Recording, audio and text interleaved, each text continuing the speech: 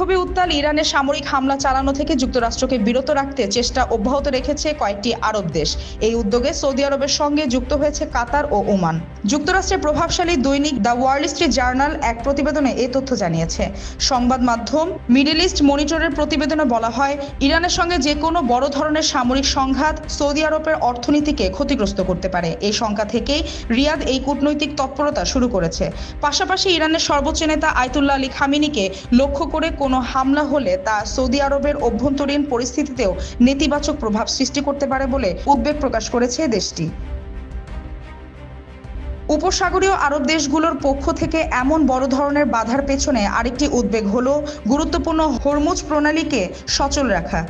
Iran ও আরব দেশগুলোর মধ্যবর্তী এই সংকীর্ণ জলপথ দিয়ে বিশ্বব্যাপী মোট জ্বালানি তেলের প্রায় 1/5 পরিবাহিত হয়। ইরানে হামলা হলে তেলবাহী জাহাজ চলাচল ব্যাহত হওয়ার আশঙ্কা রয়েছে, যা বৈশ্বিক জ্বালানি বাজারে মারাত্মক অস্থিরতা সৃষ্টি করতে পারে।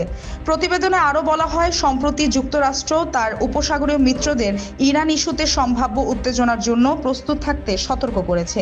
এই সতর্কবার্তায় উপসাগরীয় রাজধানীগুলোতে গভীর উদ্বেগ তৈরি করেছে। দেশগুলো আশঙ্কা করছে এই ধরনের সংঘাত জ্বালানি নিরাপত্তা, গুরুত্বপূর্ণ অবকাঠামোর স্থিতিশীলতা এবং নিজ নিজ ভূখণ্ডে এর প্রভাব নিয়ে বড় ধরনের ঝুঁকি তৈরি হতে পারে। ওয়াল স্ট্রিট জার্নাল জানায়, সৌদি আরব, কাতার ও ওমান স্পষ্টভাবে হোয়াইট হাউসকে জানিয়েছে, ইরানের রাজনৈতিক ব্যবস্থা উচ্ছেদের কোনো চেষ্টা হলে জ্বালানি তেলের বাজার অস্থিতিশীল হয়ে পড়বে, যার নেতিবাচক প্রভাব শেষ পর্যন্ত যুক্তরাষ্ট্রের অর্থনীতিতেই পড়বে।